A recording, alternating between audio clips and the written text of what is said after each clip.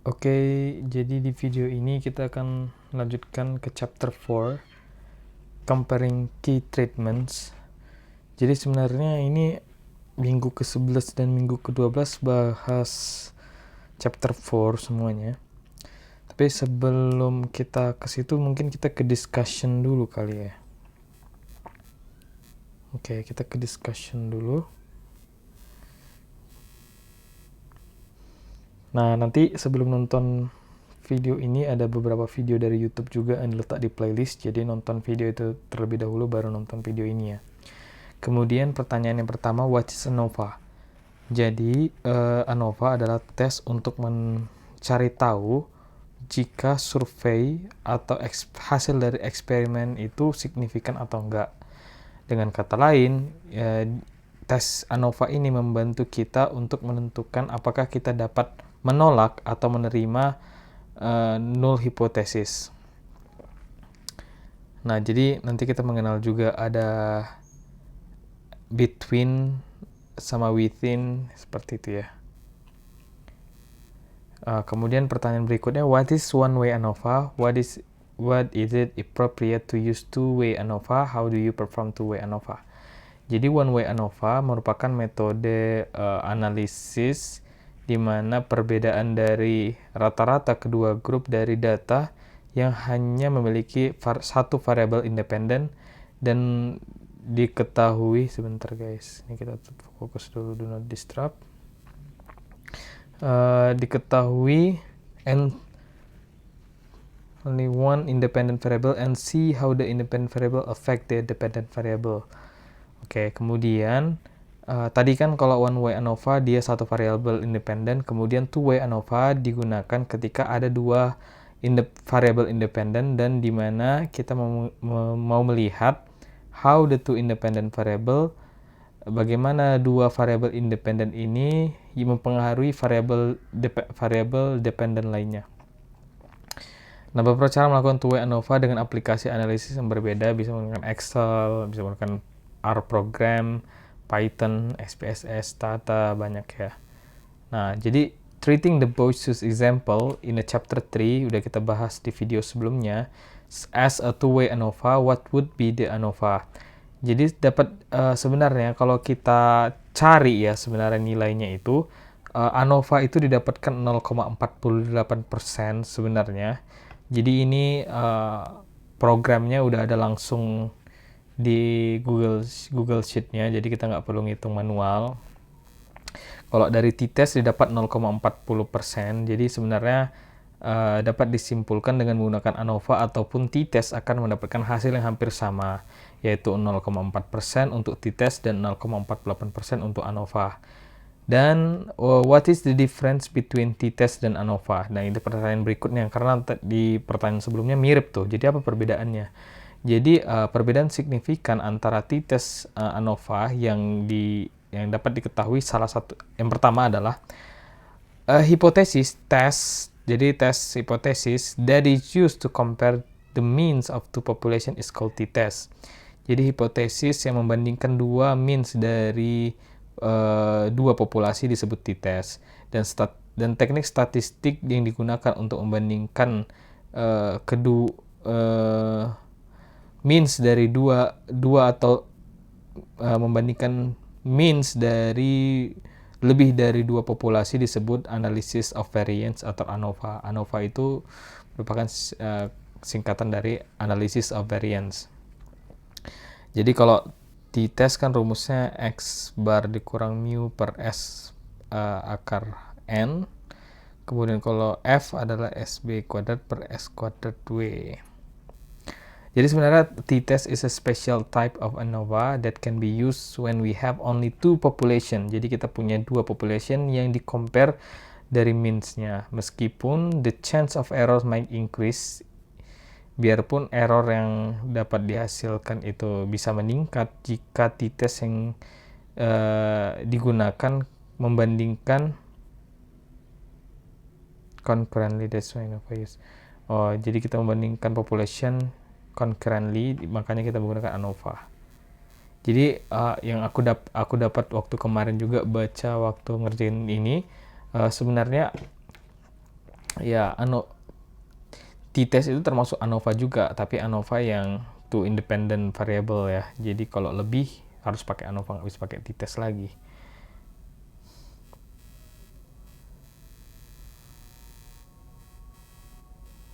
Oke.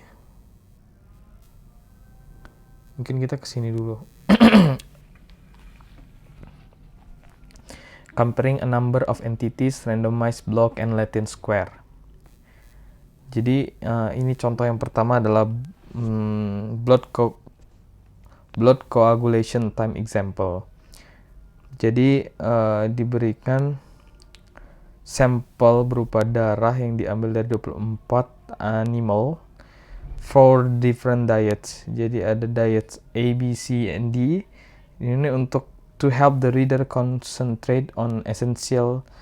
In this book, we have adjusted the data so that the average come out to be whole number.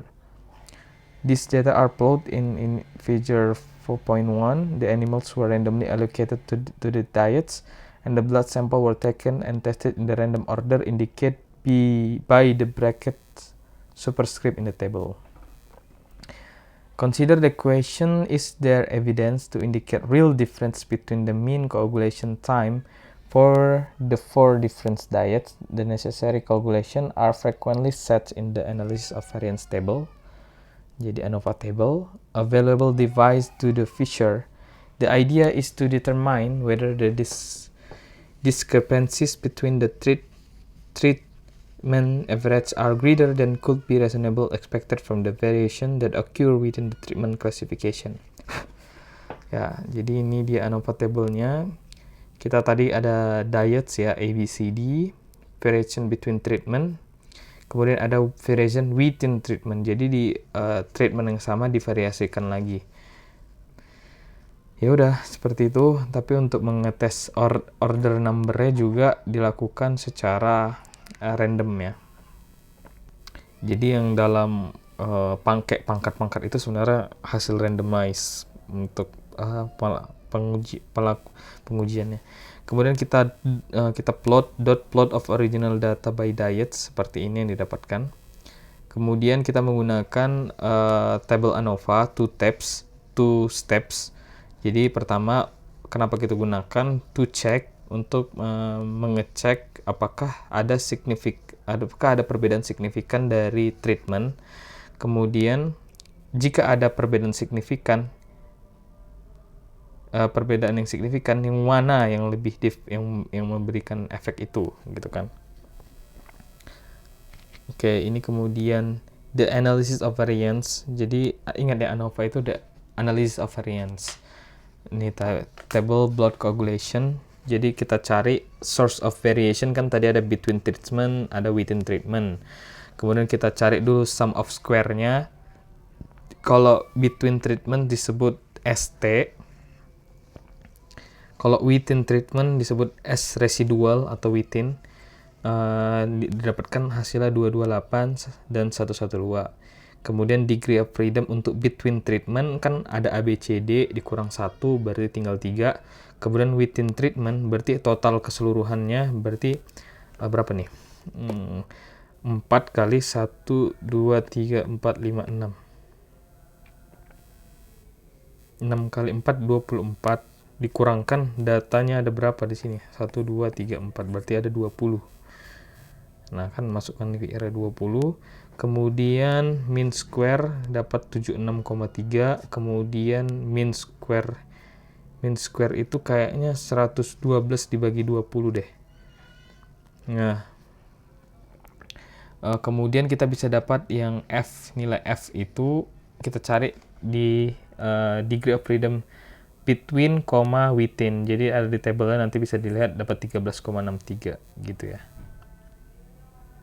Nah, kemudian ini table 4.3 arithmetic breakup of deviation from the grand average Y bar sama dengan 64 equal 64. Jadi ini observation kita. Kemudian ada deviation from the grand average of 64, kemudian ada treatment deviation, kemudian ada residual within treatment deviation atau disebut ya within ya. Sebenarnya udah kita dapatkan dia, berarti ini observation kita Y, kemudian kalau deviation tadi Y min 64, kemudian T tambah R, treatment tambah residual. Kita tahu di sini adalah sum of square-nya 340 sama dengan 228 tambah 112, kan kita udah tahu yang ini tadi. Kemudian degree of freedom-nya 23 dari total mereka 3 tambah 20 gitu ya. Oke, kemudian entries in the ANOVA table sum of square. Jadi sum of square SD, ST, and SR in the analysis of variance ANOVA in the table 4.2 are the sum of the 24 entries in the each table D, T, and R. Sehingga akan kita dapatkan, jadi kita kuadratkan aja apa yang udah kita dapatkan di SD, ST, dan SR. Berarti min 2, min 1, 4, sampai 0, ini dia, min 2, min 1, sampai 0, ini kan didapatkan. Kemudian ST min 3, 2, 4, sampai min 3, ini kita dapatkan. Kemudian SR 1, min 3, 0, sampai 3, ini kita dapatkan di sini. Kemudian kita bisa mencari, you will find that SD, atau yang tadi deviation tadi, sama dengan ST atau within ya, treatment deviation ditambah SR residual atau within. Jadi 340 tadi kan sama dengan 228 tambah 112. The additive property of these sums of square is true for any similar table of numbers split up in this way. Jadi sebenarnya kita nggak perlu ngitung satu-satu. Misalnya kita dapat SD, misalnya dapat SD 340, ST 228, sebenarnya kan tinggal SR itu ya 340 kurang 228 gitu kan, jadi nggak perlu nyari satu-satu dah gitu. Kemudian step 1, to check whether there is a significant difference in the treatment. Jadi kita akan mengecek apakah ada perbedaan signifikan pada treatmentnya menggunakan F distribution. Ini dapat dilihat pada table D page 616 sampai to 620 page. Jadi kita computer calculation or reference to the table at the back of this book, kita dapat melihat F 3,20 itu lebih dari 13,6. Jadi itu is less than 0,001. Dimana kan kita tahu kalau null hypothesis diterima ketika dia lebih besar dari 5%. Null hypothesis ditolak ketika dia lebih kecil dari 5%. Berarti kalau dia lebih kecil dari 5%, ada perbedaan yang signifikan. Kalau lebih besar dari 5%, tidak ada perbedaan yang signifikan. Nah, kita cek dulu ya, berarti misalnya yang tadi 13,6 itu di mana? Nah, kita cek dulu yang di upper. Kita cari dulu 3, kan tadi V1-nya kan kita punya 3. Atau yang between treatments, yang ini within treatment 20 kan, 1,48. Di sini yang upper 25%. Turun lagi kita. Upper 10% masih 2,38, masih jauh. 5% 3,10 masih jauh. Upper 1% 4,94 masih jauh. 0,1% 8,10. Oke. Nah, berarti secara logikanya kita kan 0,10 udah di sini nih. Kita punya datanya di sini nih datanya. Nah, otomatis memang dia signifikan ya, karena dia kurang dari misalnya 0,5% itu di sini. Dia below dari 5%. Karena udah di screw banget di sana dia. Jadi semakin besar nilai F-nya itu dibandingkan nilai si poinnya tadi yang 5% tadi, maka dia sebenarnya data yang kita dapatkan signifikan. Nah, step yang kedua yang kita perlu tahu, if there is a significant difference, jika ada perbedaan yang signifikan, yang mana dia gitu, yang mana yang lebih signifikan. Jadi kita menggunakan graphical ANOVA. Jadi Walter Shewhart pada tahun 1939 mengatakan data original atau data asli dapat ditunjukkan in a way that will preserve the evidence in the original data. The ANOVA table alone does not do this. Jadi dengan tabel ANOVA saja ini nggak bisa, tapi kita lihat chapter 3 kita dapat melihat ada supplement more for formal analysis with graphical method. And as Yogi Berra says, you can see a lot by just looking. Jadi sebenarnya dengan menggunakan graphical kita dapat memahami data yang lebih mudah gitu ya. Jadi a graphical ANOVA itu ditunjukkan pada plot 4.2 which compare a suitable scale dot diagram of the treatment deviation directly with a reference dot diagram of the residual themselves.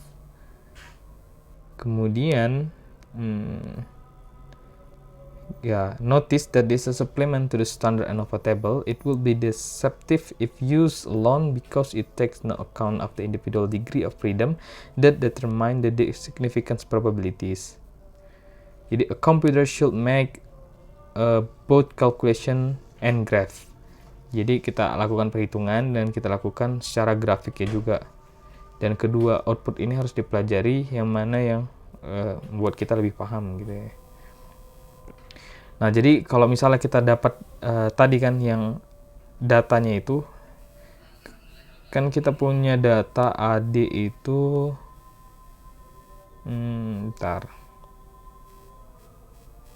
di sini ya, berarti ada 61, 66, 68, 61 kan gitu ya.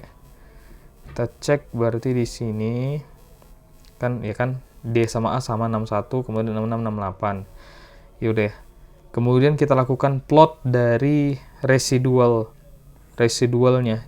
Berarti kalau residual kita lihat yang within.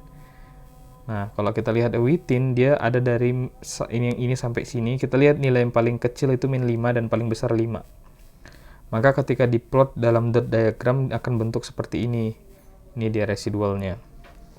Kemudian kita akan melakukan scale factor atau faktor skala, di mana kita menggunakan ada pakai between treatment, kita pakai within treatment sama ini between. Berarti kan kita punya tadi angkanya 20/3, akarnya berarti 2,6. Jadi maksudnya itu biar nge-scale factor-nya. Jadi kalau misalnya kita mau buat umbrella di sini, ini like Ibu Yuri said, ini an umbrella. Jadi umbrella ini kita bisa naikkan ke scale di atasnya. Jadi kita lihat. Jadi B sama C itu sebenarnya dalam umbrella yang sama, termasuk A dan D juga. Nah, tetapi AD dan BC ini itu dia terjadi perbedaan yang signifikan karena mereka nggak dalam umbrella yang sama gitu ya. Nah, ini tadi datanya kita. Kemudian kita akan mengecek basic modelnya. Nah, asumsi random sample from 4 normal population having the same variance but possibly different means. Nah, kemudian the analysis of data, kita melihat ada YTI sama dengan eta ditambah tau I sama apa ini? ETI. Oke. YTI is the IT observasi ke I, kemudian TTH column of the table, kemudian eta is overall mean, kemudian ada tau I deviation by treatment T. Jadi error kita asumsikan NIID tadi 0 sama sigma kuadrat. Oke, jadi intinya kita mau plotting the residual dulu ya, to know whether the model is right. Jadi apakah ada efek dari room temperature atau tidak.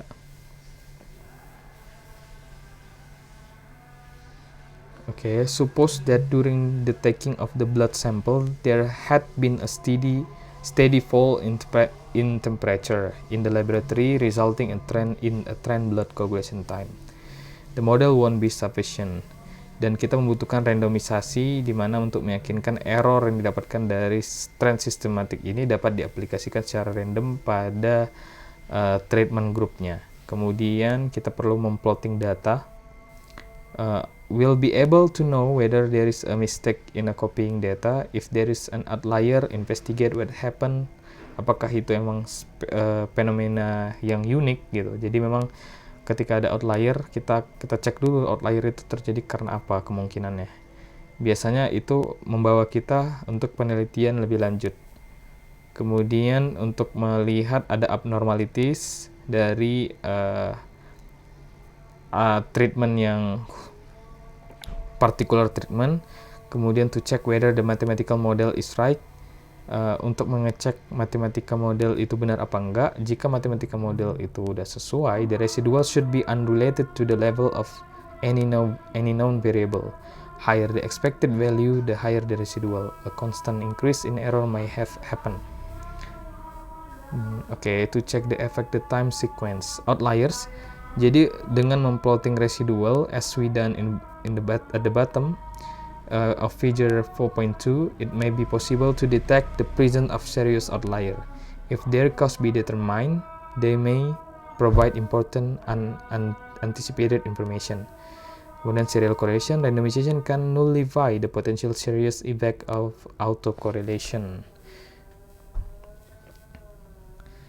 Kemudian pertanyaan, apakah variance sama untuk setiap treatment yang berbeda?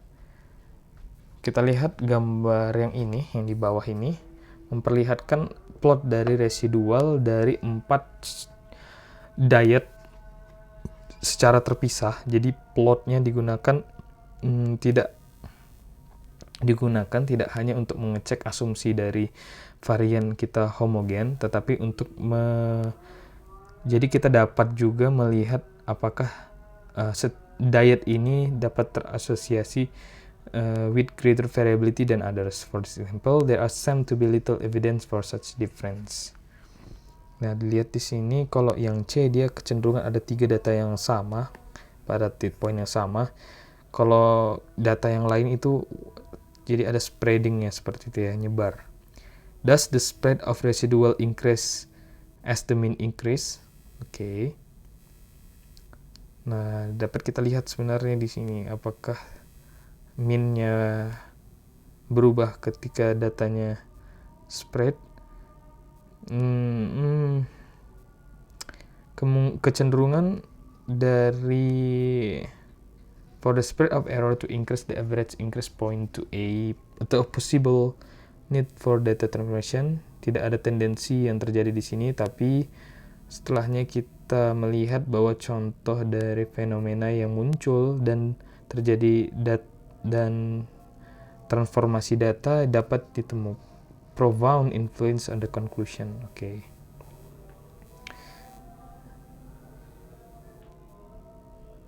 Are size of residuals related to their time order. Jadi ini kayak dia menjelaskan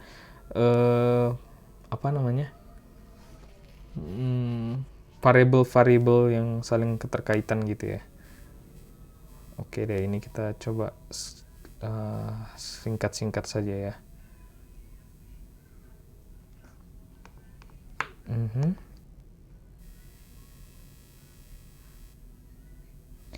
Nah, jadi kita mengenal ada plan manager, ada design engineer, pilot plan superintendent, ada analytical chemist, plan operator, ada chemical engineer, sama we as a data analyst akan melihat data kita ini yang dapat diaplikasikan di plan cocok enggak gitu ya dari datanya. Jadi, have you ever been so unlucky as to have a sit through a post-mortem discussion like the above? The question raised were about what was done, operating procedures, sampling testing, when was it done, sample taken, sample tested, who and how many did it, operator, sample tester, and then data analyst. Nah, jadi jadi kita mungkin ini kayaknya kurang penting untuk dibahas kayaknya. Kita mungkin next to the next part. Next to the ini preparation.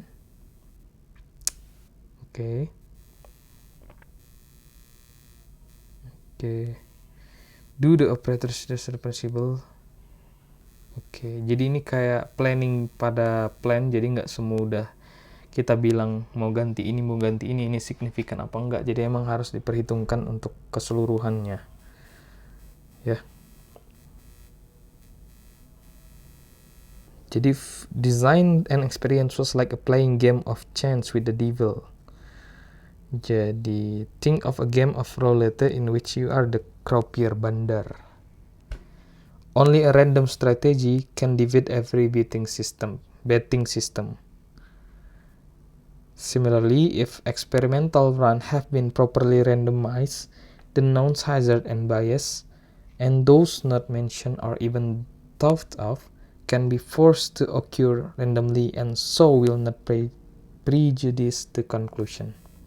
Jadi memang kalau mengambil data itu harus random, nggak ada preference, nggak ada bias, dan datanya itu kita pastikan dia independen juga, jadi terdistribusi secara independen juga, jika ada terjadi autocorrelated dan semacamnya.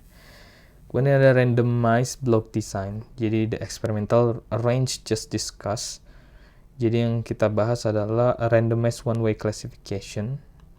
By general randomized, the effect the noise of homogenize between treatment and error comparison and thus validate the experiment. Oke, mungkin kita move to the next example, penicillin yield example. Sebentar, ini lagi loading. Oke. Nah, jadi penicillin itu merupakan some kind of antibiotics. Jadi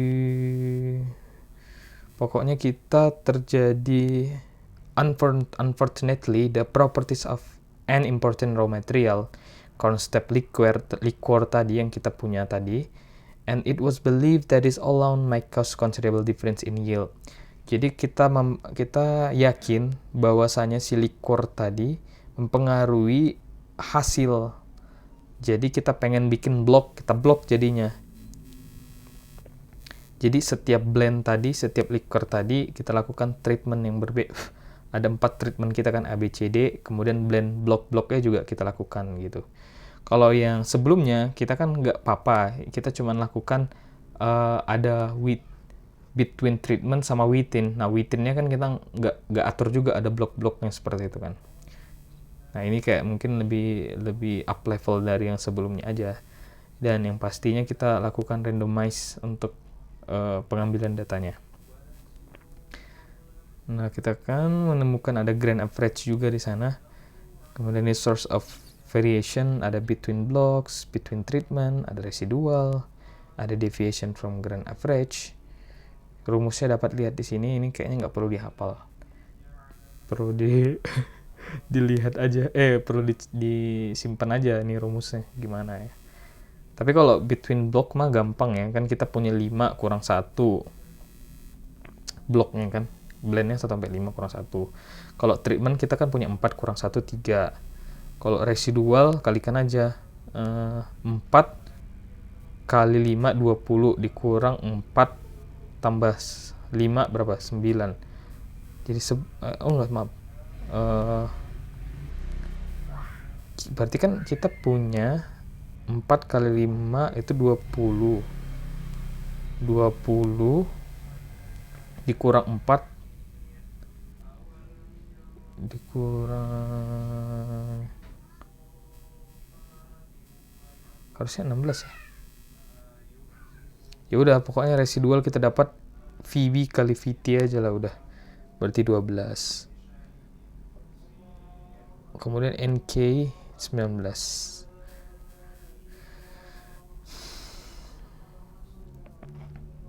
Nah, kita dapatkan dengan suppose for the moment that asumsi NID itu valid, kita dapat melihat F3,12 itu 1,24, di mana significance probability of only about 33%.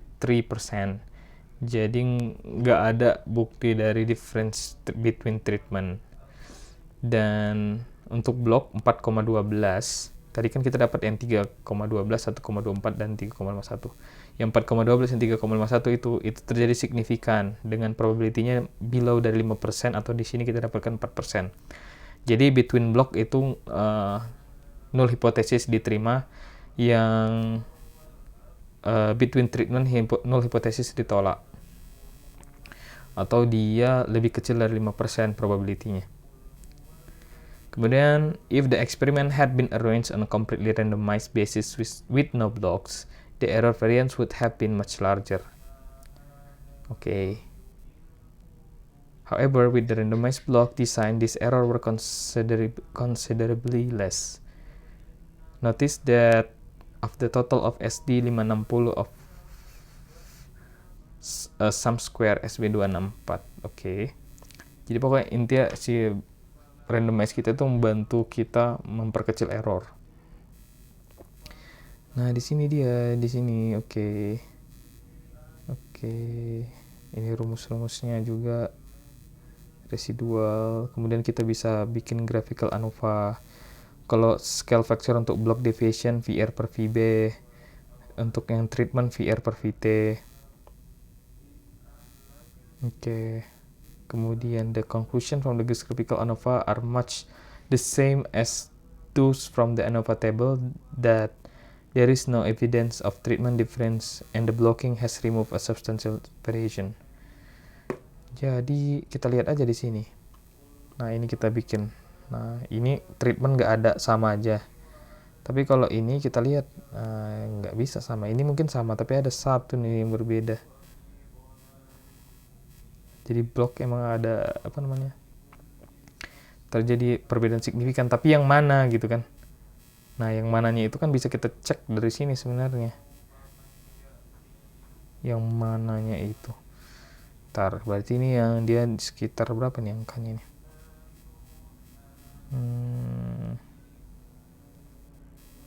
89 itu C ya berarti. Oke. Kemudian negative finding. Jadi negative finding itu nggak masalah ketika kita dapatkan. Jadi sebenarnya kita bisa menemukan hal positif juga ketika kita nggak sesuai sama tujuan yang didapatkan. Jadi kita bisa mengetahui penelitian apa yang cocok untuk diteruskan atau penelitian lanjutan. Kemudian ketika if the treatment are not detectably different, which one is less costly or easiest to run. Jadi kita tahu ini nggak ada bedanya pakai ini ataupun yang ini, jadi kita pakai aja yang lebih murah dan mudah gitu. Difference between the blocks blends of corn step liquor could also informative. In particular, you might speculate about the tantalizingly high average performance of blend. Why should that blend be so different in its difference on yield? Oke. Kan di sini the highest-nya kan 92 kan dari blend yang pertama. Block deviation dari grand average-nya dia 6 gitu. Oke. Kemudian kalau misalnya more than one blocking component, kita menyebutkan adalah Latin square. Jadi tujuannya untuk mentes misalnya ada aditif ABCD, kemudian eliminate possible difference yang kita yakini itu menyebabkan ada perbedaan hasil. Misalnya ada driver sama car, ya udah berarti kalau kita pakai Latin square, ada Latinnya juga, berarti ada ABCD, ada 1, 2, 3, 4, ada yang 1, 2, 3, 4 dalam Latin. Kita dapatkan ini cars, driver sama aditif masing-masing. Kemudian kita menemukan ada grand average-nya. You may ask why not standardize the condition and make the 16 experimental runs with a single car and single driver for the 4 different treatment. Oke, Latin square didesain untuk has the advantage that it's provide a wider conductive basis. Jadi sebenarnya nggak ujuk-ujuk kita bikin sama, jadi kita pengen sebenarnya wider inductive basis for the conclusion to be drawn nanti hasilnya. Dengan blocking factor tadi kita to remove identifiable aspect of the noise. Oke. Ini dia Latin square-nya kalau di compare sama randomized block. Ada kolom cars, drivers, additive, residual ada 4. Ini block design, treatment, residual of 3. Oke, dia seperti itu dah. Jadi kalau kita lihat di sini 3 bahkan didapatkannya. Cars, driver sama treatment ya. Itu dia untuk yang apa namanya, yang Latin Square. Kita lihat di sini dapatkan yang ini yang cuman signifikan si drivernya, yang lainnya nggak signifikan sih.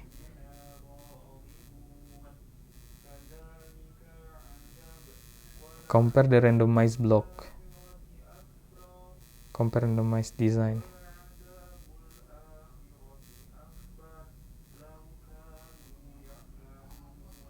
Oke, mungkin kita next saja. Bisa sampai 4 kali 4 juga bisa. The Maze of Latin Square Design, misal Additive D, Car2, Element Driver 3. Kemudian bisa juga Greco Hyper Grease Latin Square. Ini biasa 4 kali 4. Nanti lebih lengkapnya boleh dibaca di buku. Namanya Greco Hyper Greco Latin Square Design. Ya, misalnya ada Martindale Wear Tester. Ada yang variabel sebagai treatment, holder, emery paper sheet, kemudian ada position, ada run. Mohon maaf ini lama lagi.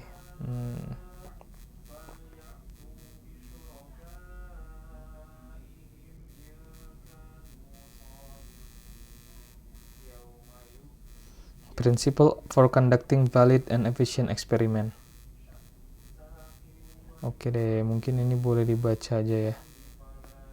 Kayak nggak terlalu penting juga untuk aku jelaskan di video ini. Mungkin masuk ke sini ya dikit bentar ya, biar sekalian latihan. Exercise comparing kit treatment. Jadi kita punya data seperti ini. Jadi kita pakai two-way ANOVA karena memiliki dua variabel independen yang akan kita uji, si Pine Supplier sama Site. Pine Supplier sama Highway Site. Kita menggunakan graphical analysis ANOVA. Kita lihat dulu ini. Highway Site, Pine Supplier, kita cari variance-nya. Pinpoint the purpose of research. Ada Pain, Maintings, sama Hellways. Sebenarnya dia pengacau. Sebenarnya kita bikin itu sebagai untuk blocking kita sebenarnya. Between treatment yang berbeda di site yang sama, within treatment yang sama di site yang berbeda. Oke, kita dapat residual juga. Oke, kemudian kita dapat nanti hasil dari sum of square, kemudian kita dapat nilai F, kemudian ada p-value, kemudian ada F critical. Kita bisa lakukan plotting seperti ini.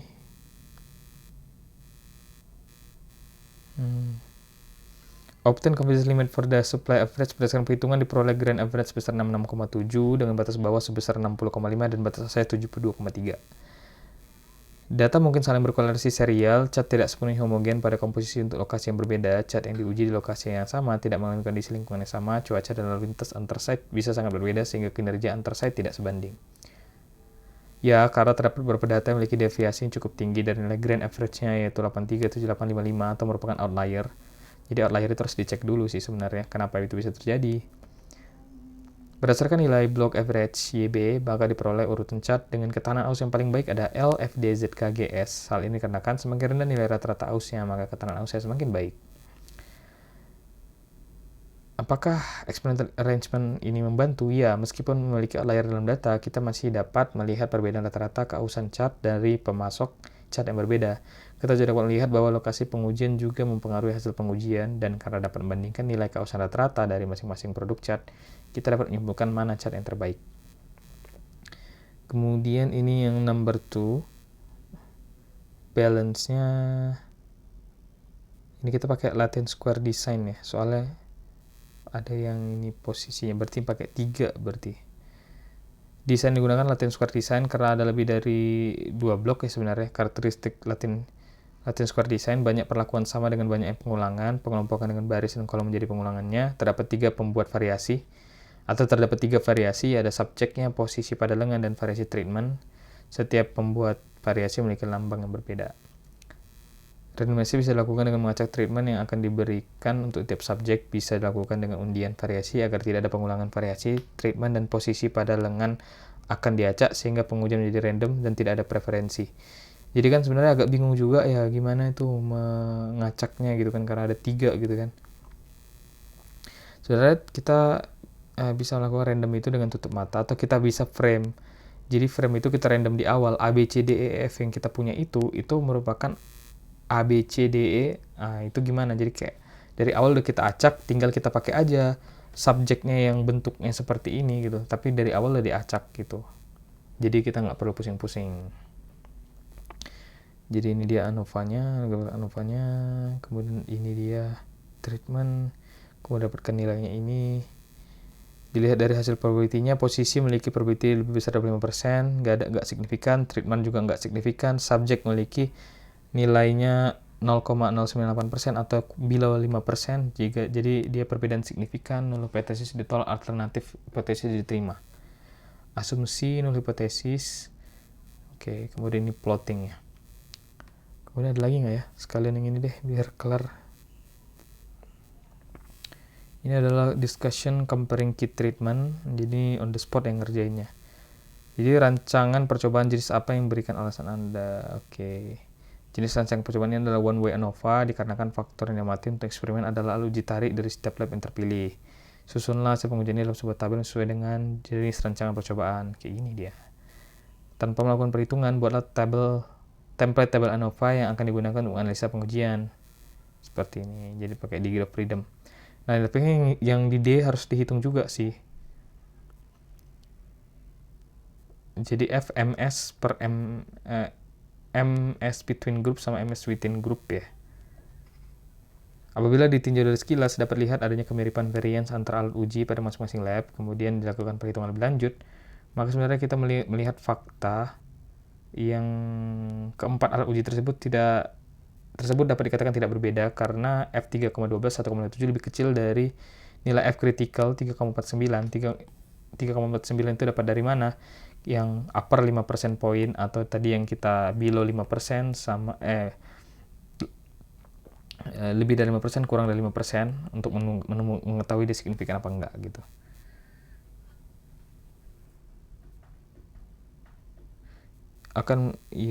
Ia akan berubah karena faktor mungkin mempengaruhi percobaan bertambahnya satu faktor menjadi dua faktor, sehingga rancangan juga berubah dari one way ANOVA menjadi two way ANOVA, di mana faktor berpengaruh alat uji tarik, lab pengujian, dan sumber sampel pengujian.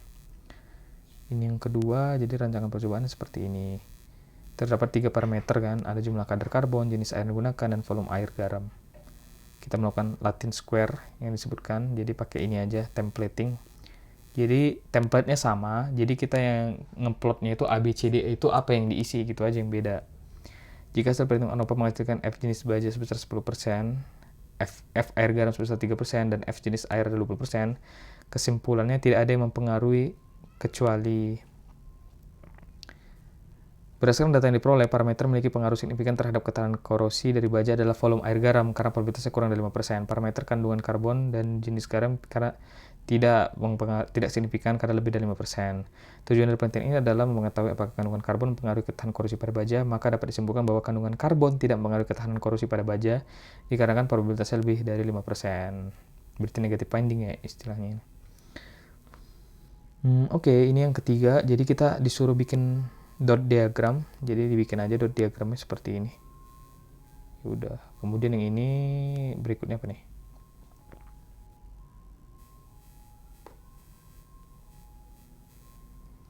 Maaf guys, nunggu bentar.